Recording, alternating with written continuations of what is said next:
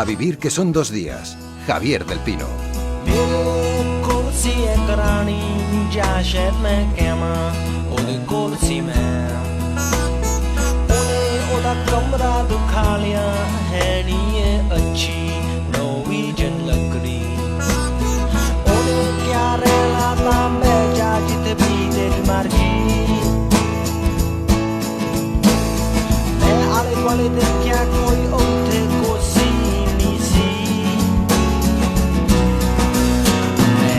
El domingo pasado nos dijiste que viajarías a Juba, a la capital de Sudán del Sur. Has cumplido tu promesa. Desde allí nos hablas hoy, desde el corazón de África.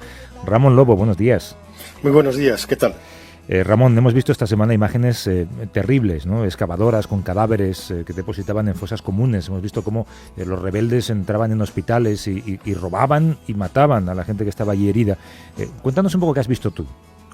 Bueno, la situación está muy difícil. Yo he vuelto ahora a Juba, he estado en el centro del país, cerca de Bor, donde hubo otra matanza, y la situación es que el país está dividido, digamos, entre dos grandes etnias, que son los dinkas y los nuer, y se están haciendo matanzas uno al otro. Todo ha empezado por un conflicto político entre el presidente, que es dinka, y el vicepresidente, que es nuer, pero esto se ha ido descendiendo a una guerra étnica que pone en peligro este país, que es el país más joven del mundo. Hablamos mucho, Ramón, tú y yo, del ejercicio del periodismo. Quiero que me cuentes si ante dramas como este al que tú asistes en primera persona, es difícil no implicarse emocionalmente, ¿no? ¿Es difícil de contar sin caer en el dramatismo? Sí, es difícil, aunque bueno, yo después de muchos años de experiencia he podido mantener una cierta distancia con lo que estás viendo, pero sí es una especie de goteo, una gota malaya en la que te das cuenta que en realidad es la misma crisis que se repite en todos los sitios ante el silencio internacional, bueno, ahora mismo estamos muy centrados en Ucrania, en Siria y a poco, y en realidad las causas de estas situaciones, de esta pobreza extrema, están en nuestra sociedad, en nuestro mundo, que para que funcione nuestra sociedad, para que funcione nuestro confort, necesitamos pobreza extrema. Tendríamos que buscar un mundo en el que no fuera necesaria pobreza extrema, gente que esté a punto de morir de hambre. Ese es uno de los dramas del periodismo, ¿no? Que incluso ejerciéndolo con gente como tú no seamos capaces de movilizar a una sociedad para intentar frenar pues holocaustos o situaciones como las que estás viendo tú en primera persona allí en Sudán.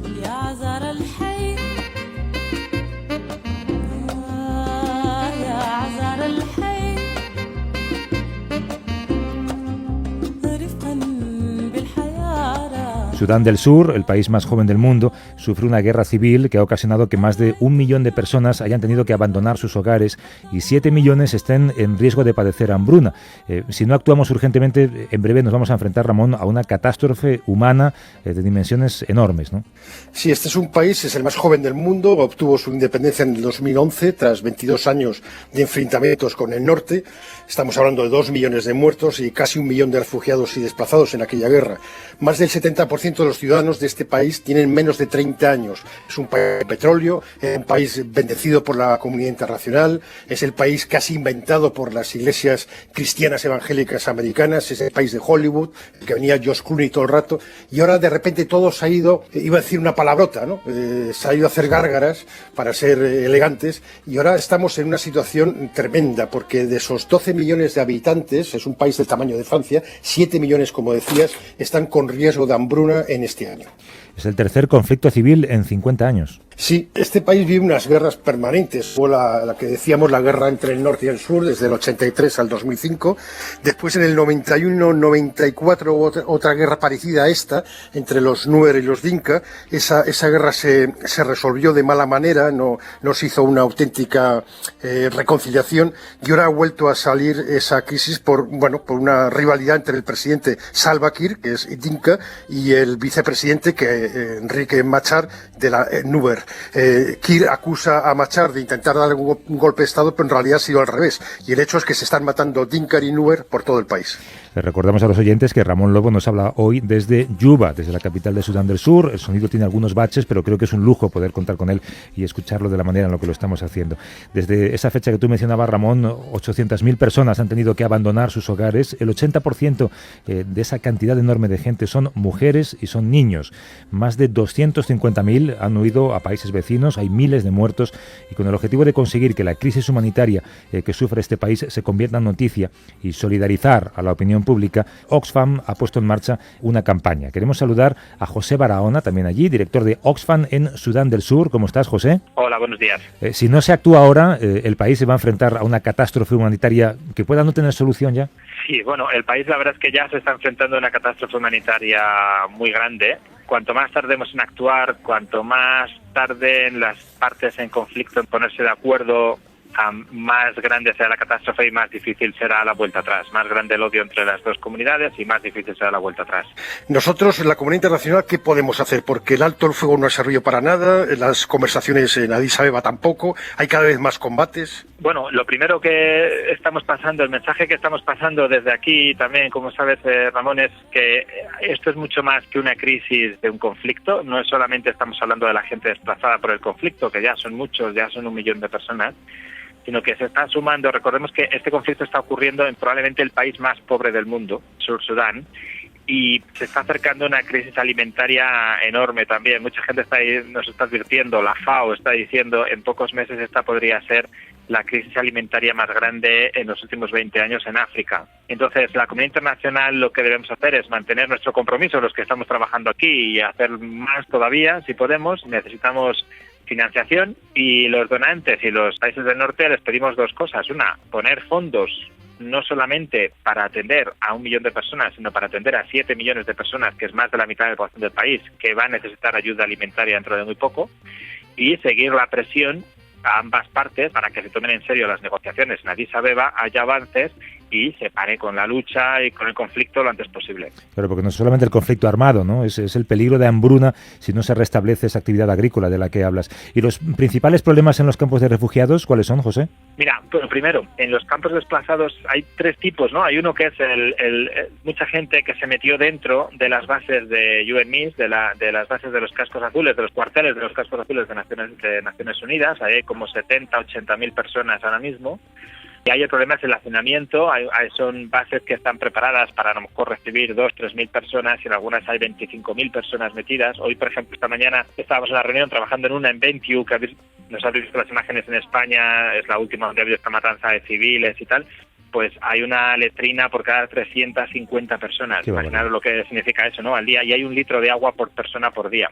Estamos trabajando para intentar aumentar esa provisión de agua. Es gente que está hacinada, y desde que ha habido el incidente en el campo de Bor la semana pasada, donde unos civiles, 300 civiles armados, entraron dentro de la base de UNMIS y empezaron a disparar a quemarropa contra civiles, matando casi 50, hay además mucho nerviosismo y mucho miedo.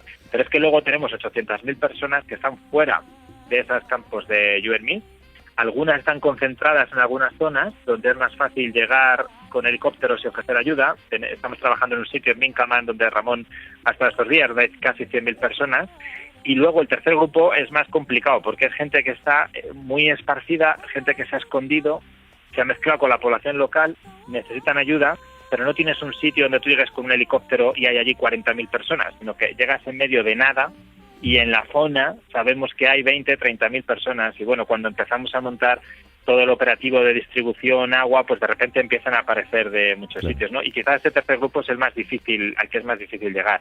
¿Hay alguna manera de que los oyentes que están escuchando esto ahora puedan colaborar con Oxfam? Sí, bueno, a través de la página web de Oxfam Intermón o llamando a Oxfam Intermón pueden, me imagino, que hacer algún donativo y será muy bienvenido porque además, pues por desgracia y por el contexto, creo que el gobierno español no ha colaborado y desde luego a través de Oxfam Intermón no ha canalizado ninguna ayuda. Entonces estamos dependiendo un poco en las personas que individualmente deciden hacer una aportación. Te agradezco que lo subrayes. José Barahona es director de Oxfam en Sudán del Sur. Desde allí nos ha hablado. Gracias y cuídate. Un abrazo. Muchas gracias. Un abrazo. Hasta luego, José. El acusado José Efraín Ríos Montt es responsable como autor del delito de genocidio. Por tal delito se le impone la pena de 50 años de prisión inconmutables. Condenado por genocidio, son 3 palabras que cambiaron la historia de la impunidad en Guatemala. Esta frase fue pronunciada por la jueza que condenó al exdictador guatemalteco José Efraín Ríos Montt a 80 años de cárcel por crímenes de guerra. Nos referimos a Yasmín Barrios, a quien tuvimos el honor y el placer de recibir en A Vivir que son 2 días, en este mismo estudio, el día 7 de diciembre del año pasado. ¿Te acuerdas, Ramón? Sí, me acuerdo perfectamente. Ríos Montt, recordemos a nuestros oyentes, 88 años de edad, se convirtió en el primer exjefe de Estado centroamericano juzgado por las atrocidades cometidas en su mandato entre 1982 y 1983. Militar de carrera, renunció al ejército para presentarse a las presidenciales de 1974, en las que quedó segundo, y en marzo del 82 llegó al poder a través de un golpe militar. Mucho más fácil que ganar unas elecciones.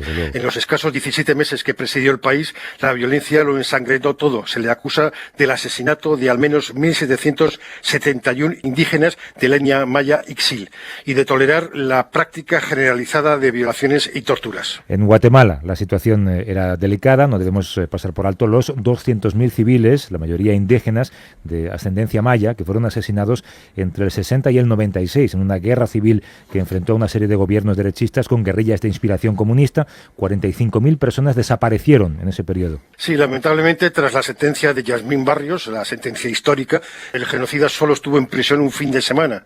La jueza de turno permitió su ingreso a un centro hospitalario y días después la Corte de Constitucionalidad de Guatemala anuló la sentencia por irregularidades en el proceso. El juicio tiene que volver a repetirse y, casualmente, Yasmín Barrios ha sido apartada de su profesión durante un año por el Tribunal de Honor del Colegio de Abogados y Notarios de Guatemala. La sanción también ha incluido una multa y una amonestación pública. Es una curiosa coincidencia. La suspensión está originada por una denuncia del abogado Moisés Galindo, que es, ya lo imaginan, defensor del general Ríos Montt, que acusó a la jueza de faltarle al respeto y de haberlo humillado públicamente durante el juicio que condenó a ese genocida.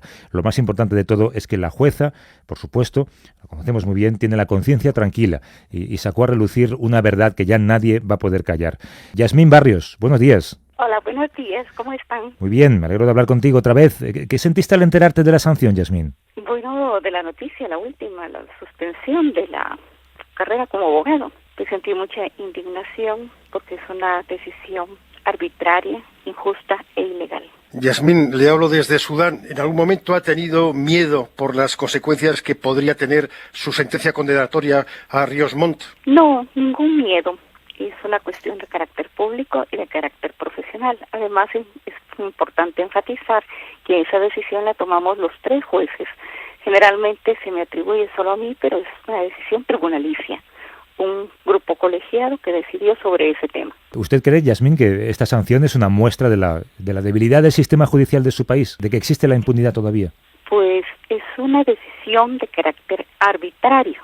Arbitrario porque no existe ningún motivo para imponerme un tipo de esa sanción. Ilegal porque el Tribunal de Honor no tiene facultad dentro de la legislación guatemalteca para dictar una resolución de esa naturaleza. Nosotros tenemos un órgano que es el competente, la Junta de Disciplina Judicial, dentro de la carrera judicial, la que se encarga de juzgar la conducta de los juzgadores cuando pudiese existir la comisión de una falta, que no es el caso, porque en ningún momento se le falta el respeto a dicho abogado. Eso está registrado en las audiencias y todo el mundo lo puede observar. Jamás se le faltó, ni se le humilló para nada. Al contrario, siempre fuimos respetuosos de todos los sujetos procesales. Lo que sí queda evidente es que es una sanción impuesta como resultado de la sentencia dictada. Yasmín, da la sensación, escuchando la presentación que ha hecho Javier, es muy difícil seguir confiando en la justicia. ¿Qué tenemos que hacer para seguir pensando que es posible hacer justicia? No ya en su país, sino también en el nuestro. Yo sigo confiando en la justicia. Soy abogada y confío que se me va a hacer justicia, porque en mi caso muy particular, ya la Junta de Disciplina en el 19 de abril del 2013, o sea, el año pasado, ya se había pronunciado precisamente sobre esos hechos y los había, y prácticamente dijo que no había razón para que se juzgara porque eran aspectos de carácter procesal. Entonces rechazó en su momento esta situación. O sea que en mi caso incluso hay una vulneración al principio de non bis in idem, porque ya se trata de una denuncia que se había presentado con anterioridad, incluso en diferentes instituciones y con diferentes recursos procesales, y ya se ha dicho que no. Entonces se tomó al Tribunal de Honor como otra instancia, y es muy delicado porque se está creando una instancia para juzgar a jueces, y eso no es permitido de acuerdo con la Constitución Política de la República de Guatemala. En mi particular caso quisiera enfatizar que más allá de violar mis derechos como mujer, como profesional, y derechos a nivel laboral, se está violando la independencia judicial que establece el artículo 203 de la Constitución Política de la República de Guatemala. Se está violando la independencia judicial para todos los guatemaltecos, y eso sí es un atentado contra el sistema de justicia, que según nuestra Constitución incluso conlleva una sanción penal. Estamos hablando con la juez Yasmín Barrios. Usted ha recibido muchas amenazas, incluso de muerte, nos lo contó aquí cuando estuvo en este estudio. También ha dictado sentencias contra otros militares peligrosos, contra narcotraficantes, contra pandilleros. Recuerdo cuando nos contaba que vive con su madre y que está un poco acostumbrada al miedo, ¿no? Pero ahora sí que ha tenido que cambiar de residencia por motivos de seguridad, ¿no? No es así. Seguimos viviendo en la misma casa. Y tampoco tengo las posibilidades económicas de poder cambiar de residencia, no es posible. ¿Y el miedo? Es algo con lo que se convive, digamos. Afortunadamente no es una circunstancia que experimente. Yasmín, ¿siempre ganan los malos? Creo que lo más importante en este momento es que se me haga justicia, porque el hecho de ser una mujer íntegra, una profesional comprometida con la justicia y el derecho, no hace que violen mis derechos. Me han impuesto sanciones que no se tiene derecho de hacerlas. Inclusive el Tribunal de Honor mandó a certificarlo conducente contra mí, y esa potestad tampoco la tiene. Por otra parte, no hubo ni siquiera una gradación de la sanción y vulneraron mi derecho de defensa, porque se dio a conocer a través de todos los medios la sanción pública, la amonestación pública, antes de que me notificaran. Eso significa que la sanción ya empezó a ejecutarse, ya empezó a cumplirse, sin que yo tuviera la oportunidad de defenderme con antelación. Y espero que en la misma forma en que fui sancionada, dilapidada públicamente, también cuando se me haga justicia, lo hagan saber a todos los medios. Yasmín Barrios, desde este programa nos sumamos, por supuesto, a las denuncias de la abogacía española, de la ONU, la Unión Europea, la Plataforma Internacional contra la Impunidad y otros muchos organismos que exigen firmeza en la persecución de crímenes graves y que están de su lado. Y también, no sé si pedirte disculpas porque te llamé de tú al principio y me cuesta mucho llamarte de usted. Desde que te conocí en el estudio eres tan cariñosa que Seguimos en la misma línea, Javier, por supuesto que de tú. Un abrazo y un beso fuerte, Yasmín. Suerte. Un abrazo grande desde el Sur Sudán. Un abrazo para ustedes y gracias por la entrevista. Me alegra de escucharlos.